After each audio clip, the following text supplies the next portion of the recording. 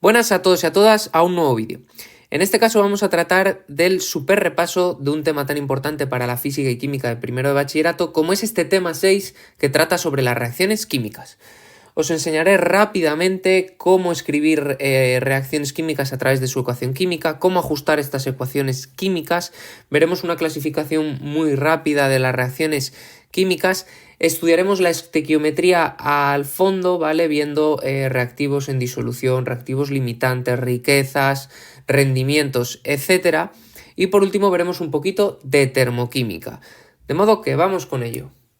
Bueno, pasemos a hablar del primer apartado de reacciones y ecuaciones químicas. Rápidamente, que esto ya lo hemos visto bastantes años, tenemos lo siguiente. Lo primero, que las reacciones químicas se representan a través de su ecuación química, que no deja de ser una ecuación similar, digamos, a la matemática, pero donde intervienen una serie de compuestos. Vamos a ver con un ejemplo. Por ejemplo, ahí tenemos una ecuación química. Lo segundo que tenemos que tener en cuenta es que a la izquierda de dicha flecha, de la flechita que hay en medio que me indica el proceso de la reacción, tenemos los reactivos, los que se van a combinar al principio. Y a la derecha tendremos los productos, los que se formarán al después. También tenemos que tener en cuenta que podemos incluir en esta ecuación química los estados de agregación de los diferentes compuestos para dar un poquito más de información, donde la S será el sólido, la L será el líquido y la G será el gas. También podemos tener compuestos en disolución acuosa mezclados con agua. Ahí tenéis el estado de agregación. También es muy importante que delante de los compuestos, que yo he dejado unos huecos, van los llamados coeficientes estequiométricos, que son unos números que, salvo el 1 que no se pone, sirven para multiplicar los átomos de cada uno de los compuestos, para que haya siempre el mismo número de tipos y de átomos antes y después, es decir, en los reactivos que en los productos. En este caso, rápidamente poniendo esos dos coeficientes estequiométricos quedaría ajustada. Si queréis ver cómo se ajusta una reacción, ir a la sección Ajustar reacción. En esos coeficientes estequiométricos dan una relación en moles entre los productos y los reactivos y permiten leer esa ecuación química, por ejemplo, de la siguiente manera.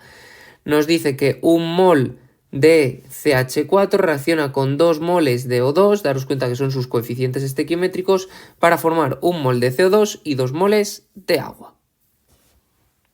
Bueno, pasemos a hablar de una posible clasificación de las reacciones químicas. Digo posible porque las reacciones químicas son un montón y es muy difícil clasificarlas. Hemos encontrado dos grandes grupos donde podemos hablar un poquito de algún tipo en concreto de reacción química. Una es en función de la transformación que tiene lugar, cómo es esa transformación, y otra es en función de las partículas que se transfieren en dicha reacción. En función de la transformación podemos tener varios tipos de reacciones. Una que se llama reacción de combinación, donde un compuesto A se junta con un compuesto de B y forma un compuesto único donde están ambos, AB. Dentro de esta reacción de combinación hay una en particular que se llama reacción de formación, donde en este caso tendríamos un elemento en vez de un compuesto en su estado natural, se junta con otro elemento en su estado natural y forma un compuesto. También podemos hablar de reacciones de descomposición, que serían todo lo contrario, donde un compuesto se descompone en dos compuestos o en sus elementos. Otra tipo de reacción que se da mucho es una reacción de sustitución simple, donde veis que tenemos un elemento que reacciona con un compuesto y ese elemento pasa a formar parte de un compuesto y suelta al otro, o sea, se sustituye uno por otro. O otra que se llama de sustitución doble. En este caso hay doble sustitución entre los elementos de los reactivos para dar los compuestos de los productos. La otra clasificación, en función de las partículas transferidas en dicha reacción, podemos tener por un lado una reacción que se llama ácido-base, que también son reacciones de neutralización, donde se dice que el ácido neutraliza a la base. En ellas el ácido más la base nos van a dar sal más agua. Bueno, deciros aquí rápidamente que un ácido es aquel que suelta protones, o suelta, digamos, cationes H+, mientras que una base es aquella que suelta iones OH-. Por ejemplo, el HCl es un ácido porque se disocia en H+, más Cl-, mientras que el KOH sería una base ya que se disocia en K+, más OH-. Bueno, pues si se juntaran ambos formarían este tipo de reacciones. Y el otro tipo de reacciones en función de las partículas transferidas son las reacciones reducción-oxidación, también conocidas como redox. En este caso, las partículas que se transfieren son electrones, de manera que hay un elemento que se oxida. ¿Qué quiere decir que se oxida? Que su número de oxidación aumenta, y hay otro que se reduce, que su número de oxidación se reduce. El que aumenta su número de oxidación soltará electrones, el que se reduce absorberá electrones. Un tipo muy particular de reacción redox es la reacción de combustión, que tiene lugar entre un compuesto orgánico, cuando esta reacción se da al 100%, y un comburente, ¿vale? Que siempre es el oxígeno que está en el aire, y da como producto siempre CO2 y agua. Bueno, pasemos a hablar de estequiometría, que es aquella parte de la química que estudia la relación entre los reactivos y los productos. Bueno, pues en esta vamos a repasar lo nuevo de este año, que es lo siguiente. En cuanto al reactivo limitante, bueno, ¿qué es esto del reactivo limitante? Bueno, pues a veces nos van a dar datos o cantidades sobre varios reactivos, y salvo que estén en la relación estequiométrica, esa es que nos daban esos coeficientes estequiométricos con los moles, no van a reaccionar todos al completo. Uno sí lo va a hacer porque va a tener suficiente cantidad del otro, que le llamaremos reactivo limitante, y el otro lo hará solo parcialmente. Reaccionará una parte y la otra quedará sin reaccionar. Será el reactivo limitante el que usaremos como dato para luego construir nuestro megafactor de conversión. Otro de los aspectos que hay que tener en cuenta es que alguna vez los reactivos no están al 100% de puros, no alguna vez, sino casi siempre, sino que se habla de riqueza. ¿Qué es esto de la riqueza? Indica los gramos de compuesto puro que hay en cada 100 gramos de impuro. ¿Y cómo lo vamos a usar nosotros? Como factor de conversión. Si nos la pidieran calcular alguna vez, la vamos a poder calcular como cualquier porcentaje, ya que la riqueza se representa mediante un porcentaje. Simplemente dividiendo la masa que tengamos del puro, que es la que nos va a salir de la ecuación química, partido por toda la masa del compuesto y por 100. Si en cambio nos la dan, la vamos a poder usar como un factor de conversión. Por ejemplo, el 75% de sodio, lo que indica hay que 75 gramos de sodio en cada 100 gramos de compuesto impuro. Otro de los aspectos que hay que tener en cuenta es que las reacciones químicas no trabajan siempre al 100% de su capacidad, sino que se habla de un rendimiento, que viene a ser, bueno, que nos habla de la cantidad real o bien de reactivos o bien de productos que se necesitan o se obtienen en la reacción frente a la cantidad teórica, que sería la que nos da la propia ecuación química y la propia relación estequiométrica. ¿Cómo utilizaremos el rendimiento? Bueno, pues si me lo dan como factor de conversión también. Pero en este caso hay que distinguir dos posibles casos que podemos tener. Uno, que nos pidan datos sobre productos, es decir, que nos pregunten algo sobre los productos, sobre lo que vamos a obtener. En ese caso, el rendimiento, si nos lo piden calcular, será en el cuadrado, podemos poner moles, podemos poner gramos, podemos poner volumen, pero será algo de lo real obtenido frente a lo teórico, frente a lo que me establece la ecuación química, y por 100. Si me lo dan, en tanto ya me lo ofrecen el rendimiento, construiremos un factor de conversión donde será 30, pues me invento, gramos reales obtenidos frente a los 100 gramos teóricos, es decir, se obtienen menos de lo que se esperaba, de ahí que la fracción sea menor que 1. ¿Qué pasa en cambio si nos piden que demos información sobre los reactivos, es decir, cálculos sobre los reactivos? En este caso, el rendimiento se va a calcular el teórico necesario partido del real necesario y por 100, y esto se traduce en que si me dicen que el rendimiento es del 30%, vamos a necesitar 100 gramos reales por cada 30 gramos teóricos que me ofrezca la ecuación química y mis cálculos. Es decir, en este caso la fracción es mayor que 1 porque necesitamos más de lo teórico, ya que parte, digamos, que se pierde porque la reacción química no trabaja al 100%. Voy a mostraros ahora qué pasos hay que seguir para resolver cualquier tipo de problema de estequiometría. Bueno, y los pasos que tenemos que seguir para afrontar cualquier problema de estequiometría y que nos salga genial son los siguientes. Son 3 pasos muy sencillos que son infalibles. El primero de ellos, el que hacemos en todos los problemas de física.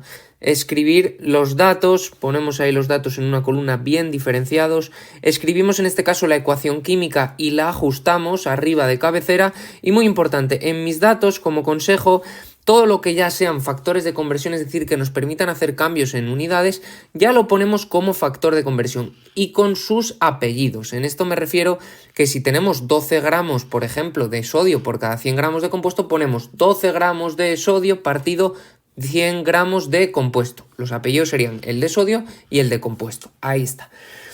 Una vez que tenemos esto bien claro, lo segundo que tenemos que hacer es que podemos tener algún reactivo que no reaccione al completo. Hay que identificar, por tanto, cuál es nuestro reactivo limitante. Y esto hay que hacerlo siempre que tengamos datos sobre varios reactivos. Si solo nos dan un reactivo, pues no tenemos que hacer nada porque se entiende que reaccionará al completo.